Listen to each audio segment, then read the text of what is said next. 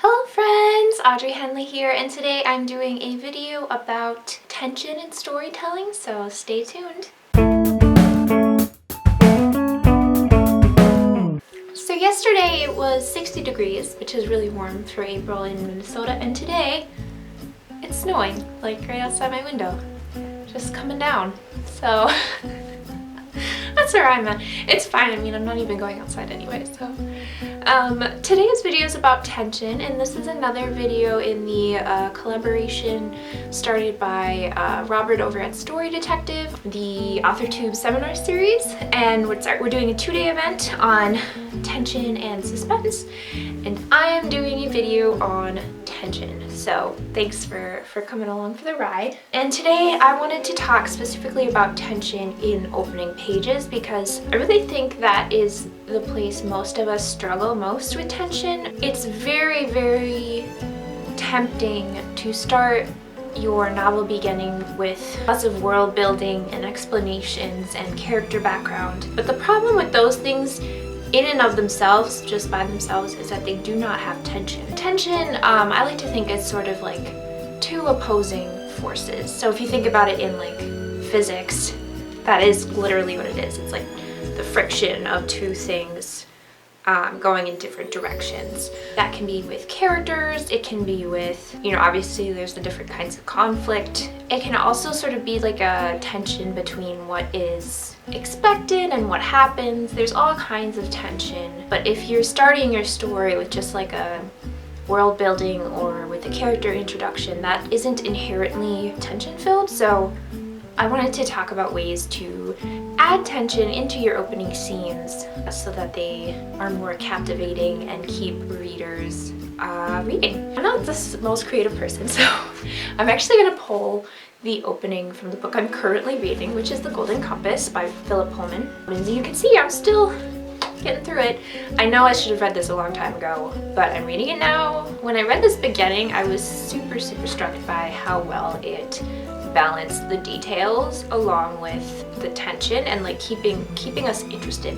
So there's a lot of description and like introducing world building artifacts into this opening, but it does so in a way that never detracts from like the ongoing tension, and right away there's tension in the scene. I'm not going to read this entire opening, but I strongly suggest you follow the link below. There's an excerpt on the Penguin Random House site, I think, to the opening of The Golden Compass. And I want you to read this because it addresses all the things I'm going to be talking about, and you'll see how it's done really masterfully in this beginning.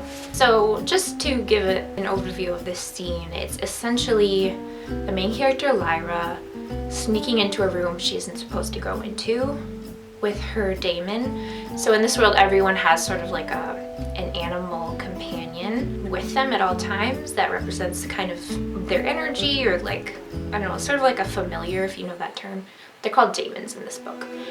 So she and her daemon, who can morph into different animals. So right now he's a moth in the beginning. So they're sneaking into this retiring room, and as they do that, there are a few things that cause some tension. One is they're going to do a forbidden thing. Like right away you get the sense that they are breaking the rules. The steward's about to ring the bell for dinner. They have to be super quick.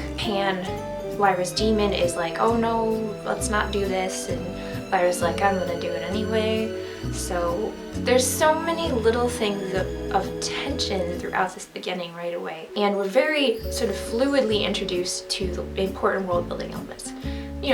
Casually throwing in that her daemon, who can change into a moth at will, is going with her. There's not a huge pause in the narrative to set this up. It's just sort of in passing. While they're going to the retiring room, here's her daemon. You can figure out what that is as we go, and that's one of my favorite world building styles. But at the same time, we're getting a lot of description of the room. We get a sense for the world. So Lyra sort of grew up as an orphan, and she's cared for by the scholars at Jordan College.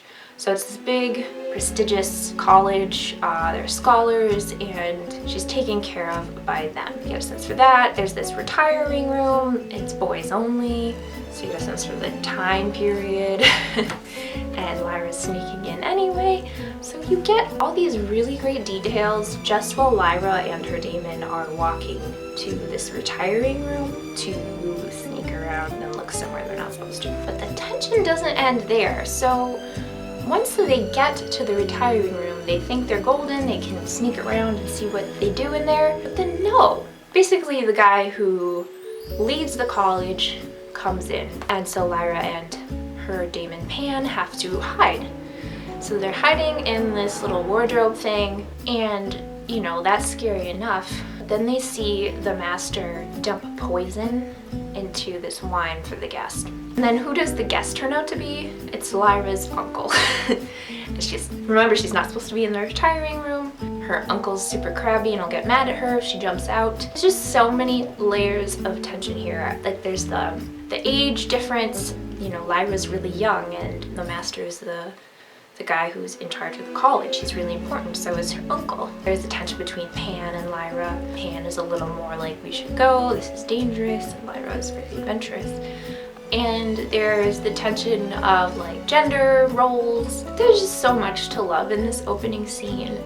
It does so much. So how to sort of apply this to your opening scenes, how to add more tension. To me, one of the biggest takeaways was that having two characters, like having your main character and a sort of foil or someone who has just different beliefs in them, like having them in a scene together automatically adds tension. So if you need to establish some world building things, if you have your main character and another character experiencing this world building thing that you kind of need to explain for the reader, have them fight about it, or like even in just passing.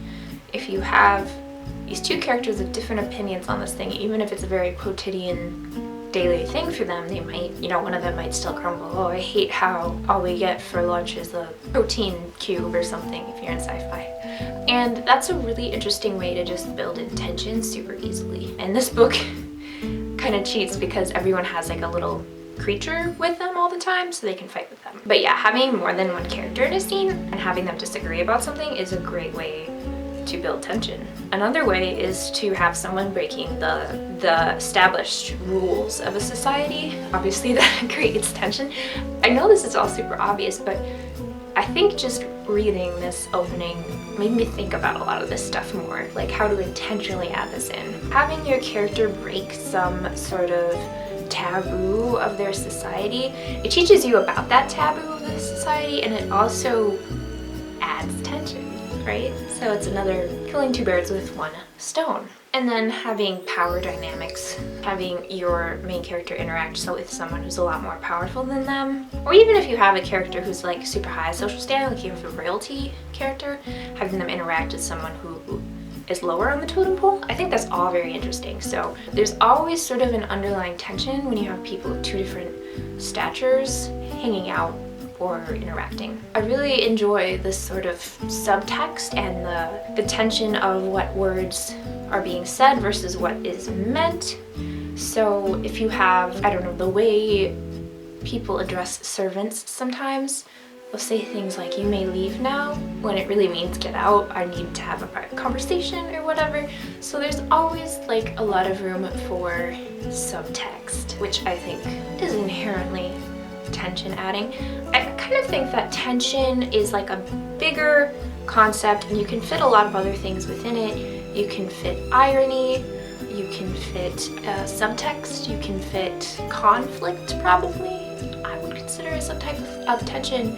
Tension is such a broad word, but I think when you add all those things together, you can sort of look at it from different angles and think about, how can I add tension to the beginning? What kind of ways can I sneak in some tension when I'm trying to introduce my world? I guess what I want to say from this video is I suggest, especially if you're writing science fiction or fantasy or anything where you need to do a lot of world building, I guess historical fiction can sometimes need that too, If you need a lot of world building, I highly suggest finding a fantasy novel or a sci-fi novel that introduces things really seamlessly.